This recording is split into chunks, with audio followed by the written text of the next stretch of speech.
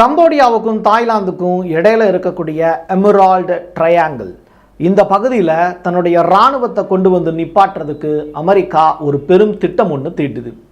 JD வான்ஸினுடைய மனைவி உஷா அவங்க போட்டிருக்கக்கூடிய திட்டம் இந்தியா, தாய்லாந்து, கம்போடியா இந்த நாடுகளில் இருக்கக்கூடிய கோயில்களை மையமாக வச்சு அவங்க ஒரு சதி திட்டம் தீட்டுறாங்களா அப்படிங்கிற கேள்வி, அதற்கான பதிலும் இந்த வீடியோவில் இருக்க போகுது. சரி, இப்போது இன்றைக்கி நேற்று ஆரம்பித்த பிரச்சனையா இந்த கம்போடியாவுக்கும் தாய்லாந்துக்கும் இடையில பிரச்சனை? இதில் யார் ஜெயிக்க போகிறா, யார் தோக்க போகிறா, சீனா யாருக்கு ஆதரவு, அமெரிக்கா இந்த தாய்லாந்து, கம்போடியா இந்த இரண்டு நாடுகளில் யாருக்கு ஆதரவு தெரிவிக்கிறாங்க, என்ன நடந்துக்கிட்டு இருக்கு, ரெண்டு குட்டி நாடுகளை வச்சு வல்லரசு நாடுகள் என்ன திட்டம் போடுறாங்க, அதுதான் இந்த வீடியோவில் நம்ம பேச போகிறோம். வாங்க பார்க்கலாம் உறவுகளே, இது பிரசாத் சிக்னேச்சர். நீங்கள் ஒரு ஜேர்னலிஸ்டா இல்லை நியூஸ் ரீடரா வரணும்னு ஆசைப்படுறீங்களா? அப்படின்னா இது உங்களுக்கான பெரிய வாய்ப்பு.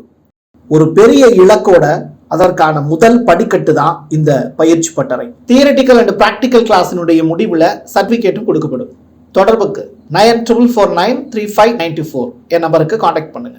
நீங்கள் நம்ம சேனலுக்கு விளம்பரம் கொடுக்க விருப்பப்பட்டீங்கன்னா 94493594 இந்த நம்பருக்கு காண்டாக்ட் பண்ணுங்க.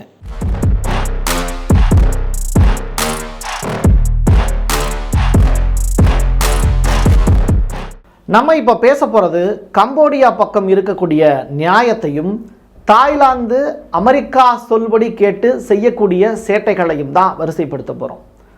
ஒரு மே மாதத்திற்கு முன்னாடி, சரியாக சொல்லப்போனால் தாய்லாந்தினுடைய பிரதமர் 37 வயதான ஒரு பெண், அவங்க பிரைம் மினிஸ்டராக தேர்ந்தெடுக்கப்பட்டு கம்போடியாவில் இருக்கக்கூடிய குன்ஷன் அப்படின்னு சொல்லப்படக்கூடிய அந்த நபர்கிட்ட ஃபோனில் பேசுகிறாங்க. அவங்க அந்த லேடி, அவங்க பேர் ஷினாவாட்ரா அப்படிங்கிறது. அவங்க என்ன பேசுகிறாங்கன்னா, தாய்லாந்து இராணுவம் செய்வது அநியாயமானது தான், அக்கிரமமானது தான், அவங்க செய்வது சரின்னு நாங்கள் சொல்ல வரலை அப்படிங்கிறது அவங்க கொடுத்துருக்கக்கூடிய ஒரு ஸ்டேட்மெண்ட். இருந்தாலும் நீங்கள் பொறுத்து போங்க அப்படிங்கிறத கம்போடிய நாட்டு ஒரு உயரதிகாரிட்டு அவங்க பேசியிருக்காங்க. இதுதான் அந்த ப்ராப்ளத்தினுடைய ஸ்டார்டிங் பாயிண்டாக உலகத்திற்கு தெரிய ஆரம்பிக்குது. உடனே இது சாதாரண ஒரு விஷயம் மாதிரி நம்ம நினைக்கிறோம். ஆனால் தாய்லாந்தில் இருக்கக்கூடிய மக்கள் தன்னுடைய இராணுவத்தையே ஒரு பொண்ணு அசிங்கப்படுத்திடுச்சு, இவங்க பிரதமர் பதவியில் இருக்கிறதுக்கு தகுதி இல்லை அப்படின்னு சொல்லி அந்த பொண்ணை இடைநீக்கம் செய்கிறாங்க. தாய்லாந்தை பொறுத்தளவில் பெண்கள் அப்படின்னு அவங்க எப்படி பார்ப்பாங்கன்னா, முழுக்க நீங்கள் தாய்லாந்தினுடைய துறவிகள், அதில் ரிலேட்டடான வீடியோக்கள், எப்படி பெண்கள் அங்கே ஏமாத்தினாங்க அப்படிங்கிற விஷயம் எல்லாமே நம்ம தெரியும். இப்போ இங்கே நடந்துக்கிட்டு இருக்கக்கூடிய விஷயங்களை பற்றி உங்களுக்கு ஓரளவு புரியும். ஸோ தாய்லாந்தினுடைய செட்டப் என்ன அப்படின்னு உங்களுக்கு தெரியும். அதே நேரத்தில் தாய்லாந்தில் அதிகமான அளவில் அமெரிக்கர்களுடைய பார்வை அந்த இடத்துல இருக்குது. அமெரிக்கா எப்படியாவது தாய்லாந்துக்கு சப்போர்ட் பண்ணி கம்போடியாவினுடைய நிலப்பகுதியில் ஒன்றாக இருக்கக்கூடிய ஒரு கோயிலையும், அந்த கோயிலோடு தொடர்புடைய இந்த எமரால்டு முக்கோணம் அப்படின்னு சொல்லப்படக்கூடிய அந்த இடத்துலையும் தனது இராணுவத்தை கொண்டு நிப்பாட்டுறதுக்கான ஒரு பெரிய சூழ்ச்சி ஒன்று செஞ்சுருக்காங்க.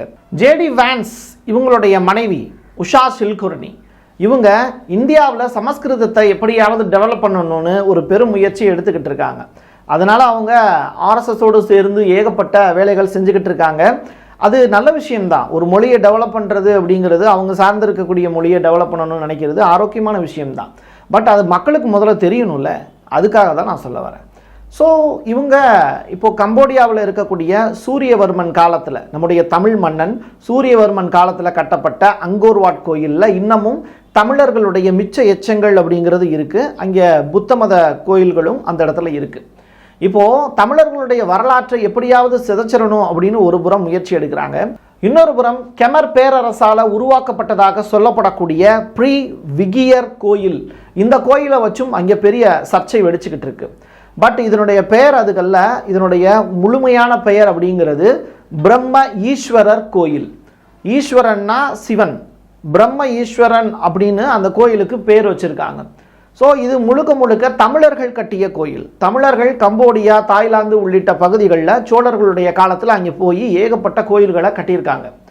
ஒரு ஃபாரினர் வந்து ஒரு பெரிய காட்டுக்குள்ளே போய் அந்த காட்டில் இருக்கக்கூடிய மரக்கிளையை இப்படி அகற்றும் போது தான் ஒரு பெரிய அகழி இருக்குது. அந்த அகழிக்கு பின்னாடி 5 கிலோமீட்டர் தொலைவுக்கு சுற்றளவில் ஒரு பெரிய சுவர் ஒன்று எழுப்பியிருக்காங்க. அந்த சுவரை கடந்து உள்ளே போகும்போது தான் அங்கோர்வாட் அப்படிங்கிற கோயிலையே அவர் பார்க்குறாரு.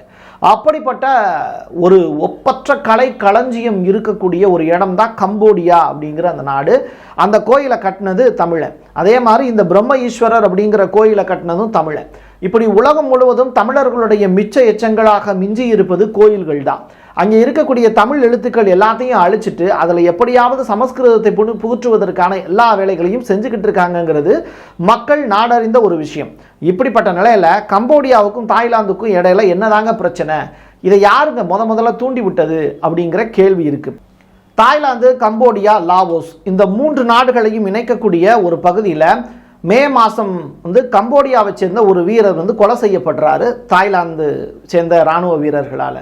இதை கம்போடியா வந்து கண்டனம் தெரிவித்ததோடு நிறுத்திக்கிட்டாங்க. அடுத்ததாக தாய்லாந்து வீரர்கள் ரோந்து பணி போகும்போது 5 பேர் வந்து கன்னிவெடியில் சிக்கி இறந்து போகிறாங்க. இதற்கு தாய்லாந்தை சேர்ந்தவங்க உடனே பெரிய அளவில் கொந்தளித்து கன்னிவெடி வைத்து எங்களுடைய இராணுவத்தை வந்து கொலை செய்ய முயற்சி பண்ணுறியான்னு சொல்லிட்டு கம்போடியா அரசு மீது ஒரு பெரிய தாக்குதலுக்கு முயற்சி பண்ணுறாங்க.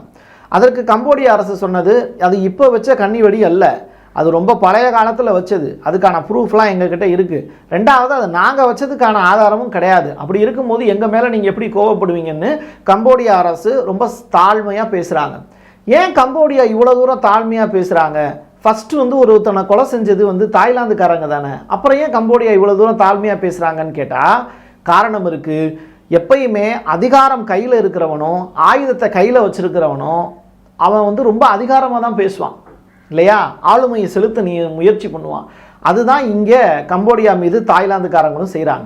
அது எப்படின்னா, தாய்லாந்தை பொறுத்தளவில் $5.73 பில்லியன் அளவிற்கு டிஃபென்ஸுக்கு மட்டுமே ஒரு வருஷத்துக்கு உதக்குறாங்க. இதே கம்போடியாவை பொறுத்தளவில் அவங்க ரொம்ப அமைதியாக வாழணும்னு நினைக்கிறாங்க. $1.3 பில்லியன் அளவிற்கு தான் டிஃபென்ஸுக்கு ஒதுக்குறாங்க. இதே நேரத்தில் 2,45,000 இராணுவ வீரர்கள் இங்கே தாய்லாந்தில் இருக்காங்க. கம்போடியாவை பொறுத்தளவில் பேருக்கு 1,24,300 பேர் தான் இருக்காங்க. அது மட்டும் இல்லை, நாடு கடந்து போர் செய்வதற்கு F-16 போர் விமானங்கள் இருக்குல்ல, அதில் 28 வாங்கி வச்சுருக்காங்க தாய்லாந்துக்காரங்க.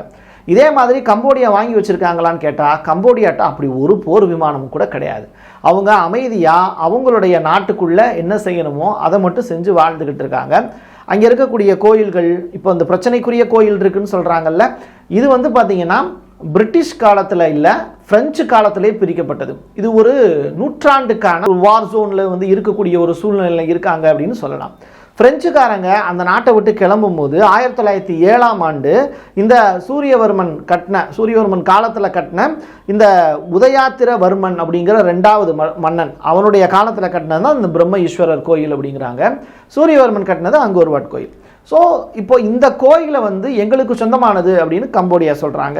தாய்லாந்துக்காரங்க என்ன சொல்கிறாங்கன்னா, இல்லை, அது சுற்றி இருக்கக்கூடிய பகுதியெல்லாம் சர்ச்சுக்கு சொந்தமானது, அப்படி தான் ஃப்ரான்ஸ் எழுதி கொடுத்துருக்காங்க அப்படின்னு சொல்கிறாங்க.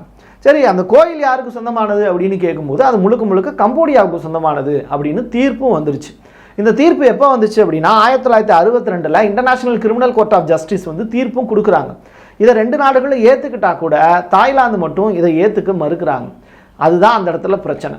தாய்லாந்து, கம்போடியா இந்த 2 நாட்டை பொறுத்தளவில் 817 கிலோமீட்டர் தொலைவுக்கு எல்லையை பகிர்ந்துக்கிறாங்க. இந்த எல்லை எல்லாமே சரியாக வரையறுக்கப்பட்டதா அப்படின்னு கேட்டால் இந்த 2 நாடும் சுதந்திரம் அடைந்த காலகட்டத்தை நம்ம ஒப்பிட்டு பார்க்கணும். அதாவது தாய்லாந்து சுதந்திரம் அடைந்த தினம் சொல்லி பார்க்கும்போது 1932, கம்போடியா சுதந்திரம் அடைந்த தினம்ங்கிறது பிரான்ஸில் இருந்தால் 1953. ஸோ இதற்கு பிறகு 1962 தான் இன்டர்நேஷனல் கிரிமினல் கோர்ட் ஜஸ்டிஸ் வந்து அவங்க ஒரு தீர்ப்பு கொடுக்குறாங்க, அதை ஃபாலோ பண்ணுங்க. அதையும் இப்போது தாய்லாந்து மறுக்கிறாங்க. இப்போது என்ன பிரச்சனைனா, மொத்தம் எல்லைப்பகுதியில் இருக்கக்கூடிய 86 கிராமத்தை சேர்ந்த 40,000 மக்கள் வந்து தாய்லாந்துலேருந்து வெளியேறியிருக்காங்க. கம்போடியாவை சேர்ந்த 1,00,000 மக்களும் அந்த எல்லையோர பகுதி இருக்குல்ல அதிலிருந்து வெளியேறியிருக்காங்க. யுனெஸ்கோவால் அங்கீகாரம் வாங்கினது தான் இந்த இடத்துல பிரச்சனையாகவே மாறுது. காரணம் என்னென்னா, யுனெஸ்கோவால் அங்கீகரிக்கப்பட்ட ஒரு பாரம்பரிய சின்னமாக இந்த பிரம்ம ஈஸ்வரர் கோயிலை வந்து யுனெஸ்கோ அறிவிச்சாங்க. அது கம்போடியாவுக்கு சாதகமாக இருந்ததுனால தாய்லாந்து வந்து கொந்தளிக்கிறாங்க. மீதி இருக்கக்கூடிய பகுதிகள் எல்லாத்தையும் நாங்கள் பயன்படுத்த முடியாமல் போயிடும் அப்படின்னு அமெரிக்கா சைட்லேருந்து சில ட்ரிகர் வந்திருக்கு அப்படின்னு சொல்லப்படுது. கம்போடியாவுக்கு முழுக்க முழுக்க சப்போர்ட் பண்ணுறது யாருன்னு கேட்டால் சீனா சப்போர்ட் பண்ணுறாங்க. சீனா கம்போடியாவுக்கு சப்போர்ட் பண்ணுச்சு அப்படின்னா தாய்லாந்தை அமெரிக்கா தூண்டி விடுறாங்க. இதுதான் இங்கே நடந்துக்கிட்டு இருக்கக்கூடிய பிரச்சனை. ஸோ கம்போடியாவை முழுமையாக வந்து டேக் ஓவர் பண்ணுறது சீனாவுடைய நோக்கம் இல்லை. அவங்களுக்கு ரோபோட் எல்லாம் பயிற்சி கொடுக்குறாங்க. நாய் வடிவில் ரோபோட் வந்து கண்காணிப்பதற்கான பயிற்சி, இது எல்லாமே வந்து ரோபோட் கொடுத்து உதவி செய்கிறாங்க. ஏன்னா இதை எதுவுமே வந்து கம்போடியா வந்து போரில் வந்து பயன்படுத்தினா இது வரைக்கும் ரெக்கார்ட் கிடையாது. அது மட்டும் இல்லை, 2011 இவங்க 2 பேருக்கு இடையில ஒரு வாரத்திற்கான போர் நடந்தது. அப்போவும் இதே பிரச்சனையை மையப்படுத்தி தான் போர் நடந்துச்சு. அமெரிக்கா உள்ள நுழையிறதுக்கு துடிக்குது அப்படிங்கிறது மட்டும் தகவலாக இருக்குது. இது ரிலேட்டடான தகவலை நான் சொல்லலைங்க. எக்ஸ் ஆர்மி, அமெரிக்காவினுடைய எக்ஸ் ஆர்மி பிரையன் அப்படிங்கிற நபர் வந்து ஒரு ரிப்போர்ட் ஒன்று ஃபைல் பண்ணியிருக்காரு. தாய்லாந்தில் எப்படியாவது தாய்லாந்துக்கு சப்போர்ட் பண்ணுறேங்கிற பேரில் அமெரிக்கா உள்ளே நுழைஞ்சு குழப்பத்தை ஏற்படுத்துவதற்கு முயற்சி பண்ணுது. அங்கே இருக்கக்கூடிய பாரம்பரிய சின்னங்களை களவாடுவதற்கான வேலைகளையும் 2 நாடுகளுக்கு இடையில் இதை வச்சு தான் பிரச்சனையை உண்டாக்க முடியும் அப்படிங்கிறதுலையும் அமெரிக்கா ரொம்ப தெளிவாக இருக்காங்க. இதில் ஜெடிவான்ஸினுடைய மனைவியினுடைய தலையீடுங்கிறது சான்ஸ்கிரிட்டை எப்படியாவது அந்த இடத்துல புகுத்தணும் அப்படிங்கிறது தான் அவங்களுடைய பெருமுயற்சியாக இருக்குது அப்படிங்கிறது தான் ரிவீல் பண்ணியிருக்கக்கூடிய உண்மை. இதெல்லாத்தையும் தாண்டி ரொம்ப ரொம்ப முக்கியமான ஒரு விஷயம் இருக்குது. கம்போடியா நாட்டு கொடியில் அங்கோர் வாட் அந்த கோயில் இருக்குல்ல, அந்த கோயிலுக்கான சின்னத்தை தான் பொறிச்சு வச்சுருக்காங்க. கோயிலுக்கு எந்த அளவுக்கு முக்கியத்துவம் கொடுக்குது கம்போடியா அப்படிங்கிறத புரிஞ்சுக்கலாம். அது மட்டும் இல்லை, மார்கழி மாதத்தில் மாணிக்க வாசகர் இருக்கார்ல, 1000 வருஷத்துக்கு முன்னாடி நம்முடைய தமிழன் ஒருத்தன் வாழ்ந்தான்னு வச்சுக்கோங்களேன், அவன் எழுதிய திருவெம்பாவை இருக்குல்ல, அதுதான் அங்கே பாராயணமாக சொல்லித்தரப்பட்டுக்கிட்டு இருக்கு, பாடிக்கிட்டு இருக்காங்க. ஸோ தமிழர்களுடைய அந்த மிச்ச எச்சம் அப்படிங்கிறது கம்போடியாவிலையும் தாய்லாந்துலேயும் இன்னும் இருந்துக்கிட்டு தான் இருக்கு. ஸோ வந்து அதிகமான அளவில் நமக்கு வந்து இன்றைக்கி கலர் சேஞ்ச் அப்படிங்கிறதுலாம் வந்து தாய்லாந்தில் இருந்து கூட இங்கே வந்திருக்கலாம் அப்படின்னு ஒரு செவிவழி செய்திகள்லாம் இருக்குது. இதெல்லாம் கடந்து வந்து டெப்த்தாக நீங்கள் பேசணும், புரிஞ்சுக்கணும் அப்படின்னா நம்முடைய வரலாறுகளை நன்றாக தெரிஞ்சுக்கிட்டீங்க அப்படின்னா தாய்லாந்து, கம்போடியா, இங்கே இருக்கக்கூடிய தமிழ்நாடுக்கும் இடையில இருக்கக்கூடிய உறவு புரியும். அந்த உறவை முறிப்பதற்கு அமெரிக்காவிலிருந்து செய்யப்படக்கூடிய சூழ்ச்சிகள் என்ன அப்படிங்கிறத நல்லா யோசித்து பார்த்து ஒரு முடிவுக்கு வரலாம். இதை பற்றி உங்களுடைய கருத்துக்கள் வந்து உங்களுக்கு நிறையா இருக்கலாம், அதை கமெண்ட் பாக்ஸில் பதிவு செய்யுங்க. நிறையா பேர் வந்து இப்போது புதுசாக வந்து பேட் வேர்ட்ஸ்லாம் பயன்படுத்துகிறீங்க கமெண்டில். இங்கே யாருக்கும் வார்த்தைகளை வந்து கடினமாக பயன்படுத்துவதற்கு தெரியாமல் இல்லை. அதனால் திறமையுள்ள ஆண்மகன்கள் கால் நம்பர் இருக்குது, அதுக்கு வேணால் ஃபோன் பண்ணி பேசுங்க. எல்லாமே ரெக்கார்ட் ஆகிட்டு இருக்கு. அதனால் வந்து நீங்களும் வாழ வேண்டும், நானும் வாழ வேண்டும் இல்லையா? என் கையெழுத்து என் மக்களுக்கானது உறவுகளே. நீங்கள் ஒரு ஜேர்னலிஸ்டா இல்லை நியூஸ் ரீடரா வரணும்னு ஆசைப்படுறீங்களா? அப்படின்னா இது உங்களுக்கான பெரிய வாய்ப்பு. ஒரு பெரிய இலக்கோட அதற்கான முதல் படிக்கட்டு தான் இந்த பயிற்சி பட்டறை. தியரிட்டிக்கல் அண்ட் ப்ராக்டிக்கல் கிளாஸினுடைய முடிவில் சர்டிஃபிகேட்டும் கொடுக்கப்படும். தொடர்புக்கு 94493594 என் நம்பருக்கு காண்டாக்ட் பண்ணுங்கள். நீங்கள் நம்ம சேனலுக்கு விளம்பரம் கொடுக்க விருப்பப்பட்டீங்கன்னா 94493594 இந்த நம்பருக்கு காண்டாக்ட் பண்ணுங்கள்.